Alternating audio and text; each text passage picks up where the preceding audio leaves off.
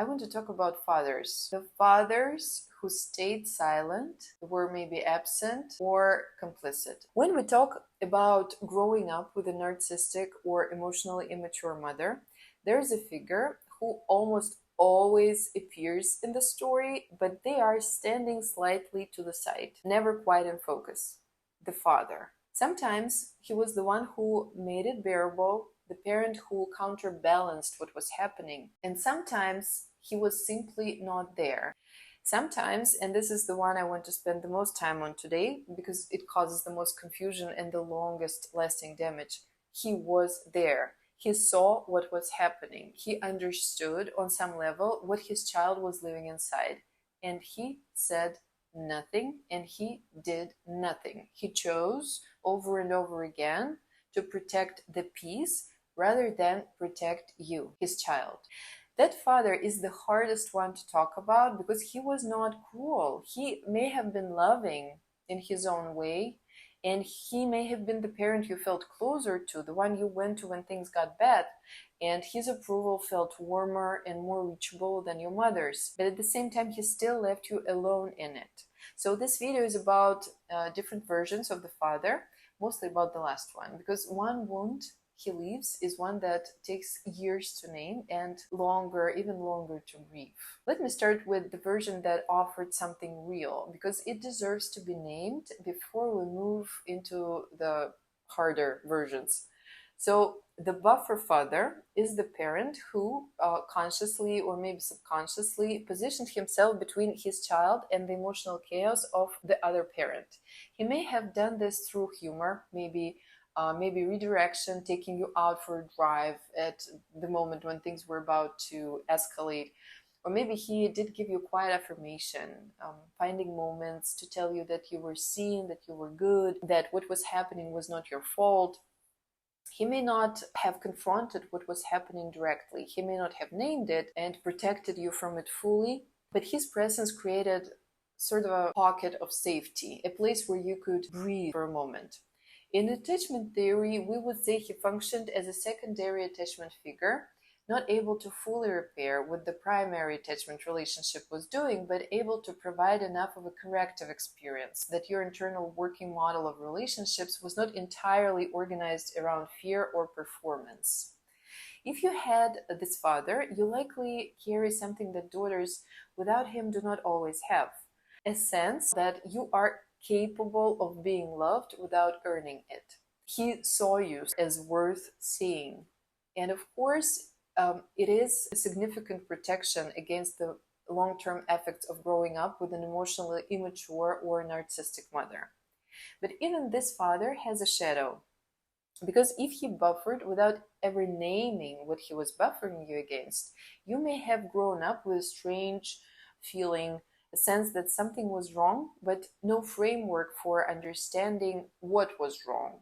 Because his silence about her behavior, even if it was well-intentioned, may have taught you that the way to survive difficult people is to work around them quietly, and that you need to manage, and that you should not confront, you should always try to protect the peace. And that usually follows you into your adult relationships, whether you choose it or not. Another dad, the absent father. The absent father is in some ways the most straightforward. He was not there. He may have left the family entirely, maybe divorced, or maybe abandonment, or maybe he died. He may have been physically present, but emotionally he was inaccessible. Maybe he was working a lot or had an addiction or something else. He may have been the kind of man who was not equipped for the internal life of a family. Like, he could fix things, provide things, show up for external markers of fatherhood. And he could not find his way into the emotional fatherhood where he was needed. What the absent father leaves is pain, because when one parent is destabilizing and the other one is not there, the child has nowhere to take what is happening to her. There is no one to say, I see you, I see what you're experiencing, it's real. The child is alone inside an experience that is larger, that she can metabolize, and alone in exactly where a child should never have to be left alone. From a Bowenian family systems perspective, the absent father often creates what is called a triangle. The mother is unable to process her own anxiety through an adult partner who's genuinely present. She routes that anxiety through the child instead. The child becomes the emotional partner, the confidant, the stabilizer, the emotional container, filling a relational vacuum that the father left behind. So the father's absence is not neutral. It reshapes the entire emotional architecture of the family, and the child pays the price of that reshaping with her development.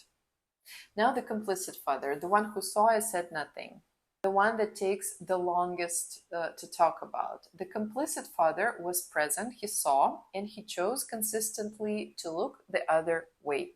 So what complicity looks like? It doesn't look like malice. It rarely looks like a man who chose his wife's cruelty over his child's well-being in a deliberate way. It looks much quieter than that. It looks like a man who changed the subject when things escalated. It looks like the man who said, after she said something devastating to you, "She didn't mean it, you know how she gets." He pulled you aside and said, "Just don't push her buttons." Who, when you came to him crying, held you briefly and then sent you back in.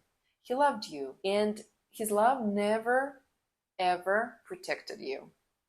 In family systems theory, this pattern has a name: the passive enabler. The parent who does not participate in the dysfunction directly, but whose silence and accommodation allow it to continue without any challenge. His presence in the family without intervention sends a message that the child receives, even if it's not even spoken aloud. That message is, what is happening to you is not serious enough to stop. And that message, absorbed in childhood, becomes a belief that your pain doesn't warrant disruption, that keeping the system stable is more important than addressing what is happening to you. Also, that love and protection are separable things, and the people who love you are not necessarily the ones who will protect you. This is the wound the complicit father leaves. It's not the wound of cruelty, it's witnessed abandonment. Being seen by someone who loved you and still being left alone in it. Let me give you a scene. You're 12. Your mother has said something about your body, your intelligence, your worth, delivered with the particular precision that only someone who knows you completely can achieve. You're trying not to cry at the dinner table. Your father sees your face. He knows exactly what just happened. He looks at his plate and he says, "So, how was school today?" That moment, that pivot away, that careful neutrality, that is complicity. Not because he is a monster, of course, because he made a calculation, probably unconscious, probably because of his own fear or his own need to keep things from exploding. And the calculation was, her stability is worth more than her pain. And now here's the part that makes the complicit father so confusing, and why daughters so often spend years unable to identify what he did as a wound at all. He was often the parent you preferred. He was warmer, more approachable, less volatile. He was the one you went to after she hurt you. He was the one who felt like a heaven. And so he is wrapped in your memory in genuine love and warmth, and also in a betrayal you were never given permission to feel, because he seemed like the good one. This is what object relations theory helps us understand. We do not experience our parents as simply good or bad. We experience them as complex internal objects, split across multiple representations that coexist in our internal world. The complicit father lives in you as both the warmth and the abandonment, the safety and the silence. Integrating those two things, holding the love and the betrayal in the same hand, is very difficult, because it means grieving someone who is still alive, who perhaps loves you genuinely, who perhaps never understood what his silence even cost you. It means saying, "I love you and you let me down." And both of those things are true, and they do not cancel each other. Regardless of which version of the father you grew up with, there are patterns that tend to follow daughters and sons of these family systems into adult life. The first one is a distorted template for protection. If no one protected you when you needed protecting, you learned one of two things. Either that protection is something you have to provide for yourself always through hypervigilance and self-sufficiency, or that protection is not something you're entitled to expect from people who love you.